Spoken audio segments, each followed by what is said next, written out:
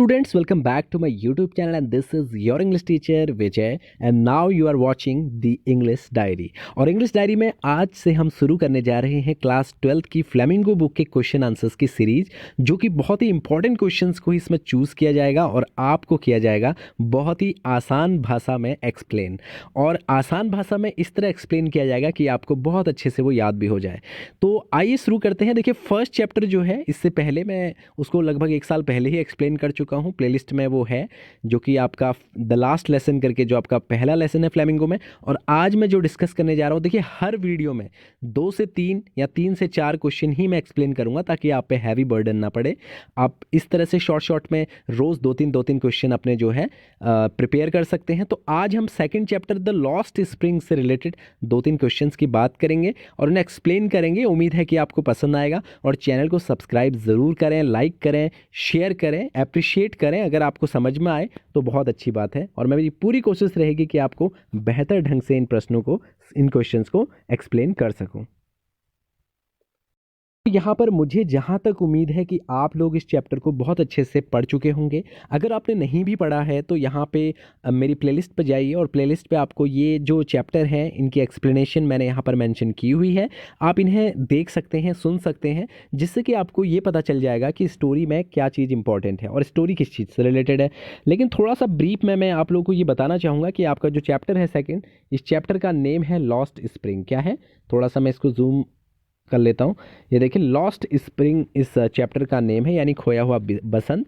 ये जो चैप्टर है आपका, इसमें 2 पार्ट्स हैं। जो फर्स्ट पार्ट है उसका जो मेन कैरेक्टर है, लीड कैरेक्टर, वो साहिब आलम है, जो कि एक रैक पिकर होता है, यानी कूड़े बीनने वाला। और जो सेकंड स्टोरी है वो मुकेश की कहानी है, जो कि मोटर मैकेनिक बनना चाहता है, लेकिन उसकी फैमिली जो है वो बैंगल्स मेकिंग इंडस्ट्री में काम करती है। तो उनकी फैमिली में लगभग सभी लोग वही काम करते हैं, लेकिन मुकेश जो है वो मोटर मैकेनिक बनना चाहता है। लेकिन आज इससे रिलेटेड बहुत ही इंपॉर्टेंट क्वेश्चंस को एक्सप्लेन कर रहा हूं, जिसका जो फर्स्ट क्वेश्चन है, आइए चलते हैं फर्स्ट क्वेश्चन की तरफ। ये क्वेश्चन आप ये मान लीजिए कि बोर्ड एग्जाम में अक्सर ये क्वेश्चन पूछा ही जाता है, हाफ ईयरली में भी पूछा जाता है, बोर्ड एग्जाम में भी पूछा जाता है। ऐसा क्वेश्चन है जो बार बार फॉरवर्ड होता है। तो देखिए यहाँ पर आज का हमारा पहला क्वेश्चन, और मैं आपको फिर से बता दूं कि आप लोग अगर स्टोरी आपको नहीं पता है तो आप एक बार स्टोरी ज़रूर देख लें ताकि आपको आसानी से ये बात समझ में आ जाए। फर्स्ट क्वेश्चन आज का है, is Sahib happy working at the tea stall? क्या साहिब टी स्टॉल पे काम करते हुए खुश है?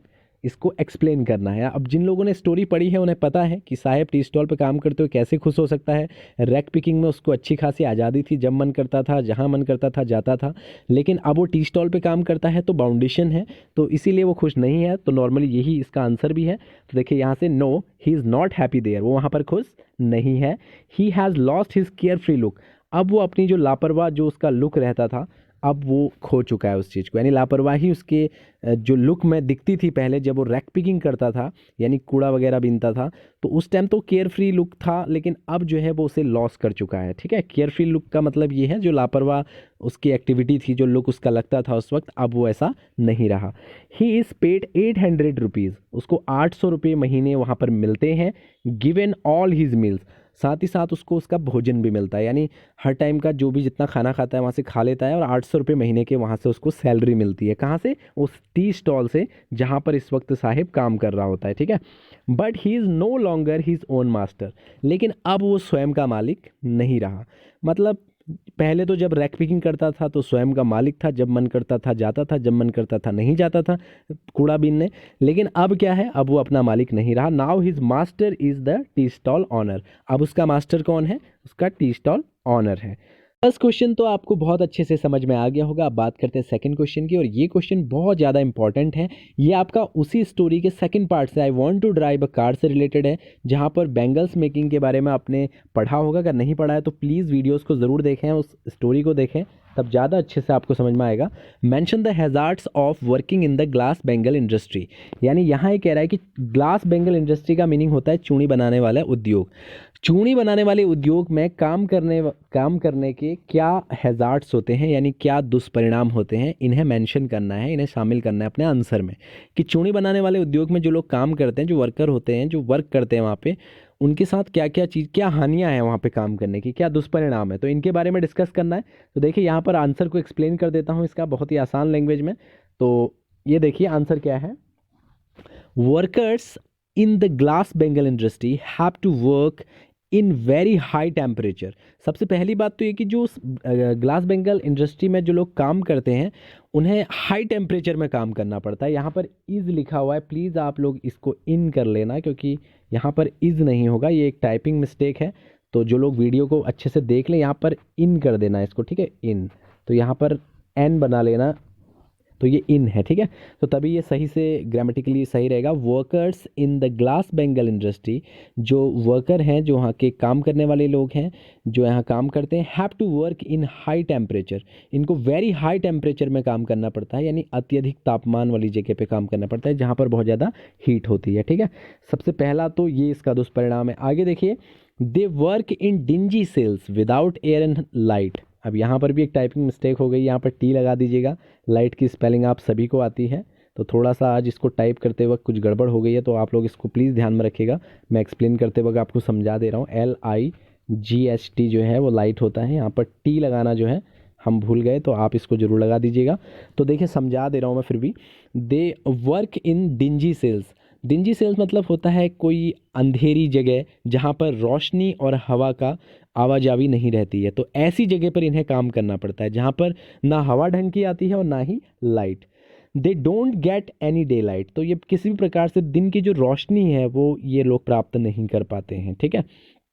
आगे देखिए, thus they lose the brightness of their eyes, इसलिए ये लोग अपनी आंखों की चमक को भी खो देते हैं, ब्राइटनेस को भी क्या कर देते हैं, खो देते हैं। देखिए, दस दे लॉस, ये खोते हैं क्या, the brightness of their eyes, अपनी आंखों की चमक को भी ये लोग खो देते हैं। देखिए, अगर हमें उचित मात्रा में अगर हवा और प्रकाश नहीं उपलब्ध होगी तो कहीं ना कहीं हमारी आंखों के लिए वो बहुत हानिकारक होगा, ठीक है। The powder from the polishing of bangles also blinds them, और साथ ही साथ चूड़ी बनाने वाले उद्योग में जो चूड़ियों को जो पॉलिश करने के लिए जो पाउडर इस्तेमाल किया जाता है उसकी वजह से कई बार इन लोगों को जो है, कई लोग इसमें क्या होते हैं वो ब्लाइंड भी हो जाते हैं, यानी अंधे भी हो जाते हैं। तो इतना रिस्की रहता है ये ग्लास बेंगल मेकिंग इंडस्ट्री का काम। तो देखिए, इसमें हमने यही सारी चीज़ें पढ़ ली हैं। नंबर 1 तो ये है कि इन्हें काफ़ी हाई टेम्परेचर में काम करना पड़ता है। नंबर 2 ये था कि डिंजी सेल्स, जहाँ पर विदाउट एयर एंड लाइट में इन्हें काम करना पड़ता है और इन्हें डे की लाइट नहीं मिल पाती है, और साथ ही साथ इसी की वजह से ये लोग अपनी आंखों की चमक खो देते हैं। और जो चूड़ी बनाने में जो प्रयोग किया जाने वाला पाउडर है उसकी पॉलिश की वजह से कई बार ये ब्लाइंड भी हो जाते हैं। तो देखिए, बहुत ज़्यादा इसके दुष्परिणाम। उम्मीद है कि आपको आंसर अच्छे से समझ में आ गया होगा। देखिए, यहाँ पर मैंने 2 चीज़ें आपको बताई, इसे ध्यान में रखें। इसकी जगह इसको इन कर दें प्लीज़, और यहाँ लाइट में टी ज़रूर लगा दें। अब देखिए, इसके बाद आज का जो हमारा लास्ट क्वेश्चन है, क्योंकि मैं बहुत ज़्यादा बड़ी वीडियो नहीं बनाना चाहता हूँ जिससे कि आप लोग बोर फील ना करें। शॉर्ट शॉर्ट में फटाफट से हम इस तरह से इंपॉर्टेंट क्वेश्चंस की सीरीज को चला रहे हैं। नेक्स्ट क्वेश्चन है, हाउ इज मुकेश's attitude to his situation different from that of his family. अब यहाँ पर बताया गया कि मुकेश का जो दृष्टिकोण है वो अपने परिवार से कैसे अलग है, कैसे डिफरेंट है, तो ये हमें बताना है, ठीक है। क्वेश्चन को पढ़ के भटकना नहीं है, थोड़ा सा इसको घुमा के लिखा हुआ है। हाउ इज मुकेश's attitude to his situation different from that of his family. Mukesh की उस परिवार की उस स्थिति के बावजूद मुकेश का जो एटीट्यूड है, जो दृष्टिकोण है, वो भिन्न कैसे है, डिफरेंट कैसे है, ये हमें इस क्वेश्चन में बताना है। अब आपको नॉर्मली वैसे इसके बारे में स्टोरी से भी पता है। देखिए, Mukesh belongs to a family of bangle maker. Mukesh किससे बिलोंग करता है, एक ऐसे परिवार से बिलोंग करता है जो क्या करते हैं, बैंगल मेकर्स हैं, यानी चूड़ी बनाने वाले जो हैं उनकी फैमिली में सभी लोग वो काम करते, तो वहीं से वो भी बिलोंग करता है। These people think it a God given lineage, और ये लोग सोचते हैं कि जो इनकी भगवान ने इन्हें क्या दिया हुआ है, ये पीढ़ी दर पीढ़ी क्या दिया हुआ है, यही काम दिया हुआ है, तो ये लोग यही काम करते भी हैं।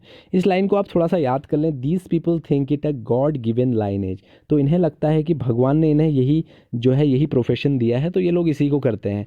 But Mukesh wants to be his own master, लेकिन मुकेश स्वयं का मालिक स्वयं ही बनना चाहता है। He wants to become a motor mechanic, और वो क्या बनना चाहता है, मोटर मैकेनिक बनना चाहता है। मैकेनिक की स्पेलिंग को अच्छे से याद कर लीजिएगा, मुकेश मोटर मैकेनिक बनना चाहता है।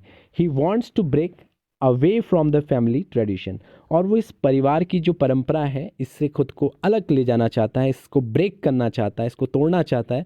जो सभी लोग चूड़ी बनाने वाले उद्योग में काम करते हैं, लेकिन मुकेश चाहता है कि वो मोटर मैकेनिक बने और वो मैकेनिक का काम पहले सीखे।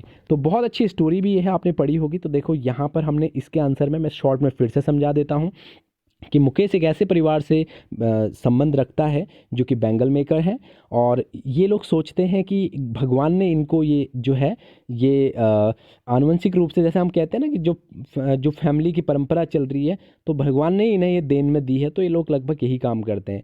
ठीक है, लाइन एज का मीनिंग यही है कि फैमिली दर फैमिली यानी जनरेशन बाय जनरेशन ये एक ही काम करते हैं। बट मुकेश क्या चाहता है, मुकेश खुद का मालिक खुद बनना चाहता है, वो किसी के यहाँ काम नहीं करना चाहता, वो मोटर मैकेनिक बनना चाहता है, और वो जो फैमिली ट्रेडिशन है इसे ब्रेक करना चाहता है, इसे तोड़ना चाहता है, कुछ नया करना चाहता है। उम्मीद है कि आपको ये आंसर्स बहुत अच्छे से समझ में आए होंगे। Thank you so much for watching this video. Please share करें ज़्यादा से ज़्यादा और सब्सक्रिप्शन जरूर दिलाएं। आपको पूरे 12th सिलेबस से रिलेटेड क्वेश्चन आंसर्स और ग्रामेटिकल इश्यूज़ पूरी तरह से यहाँ पर क्लियर किए जाएंगे। Thank you so much once again.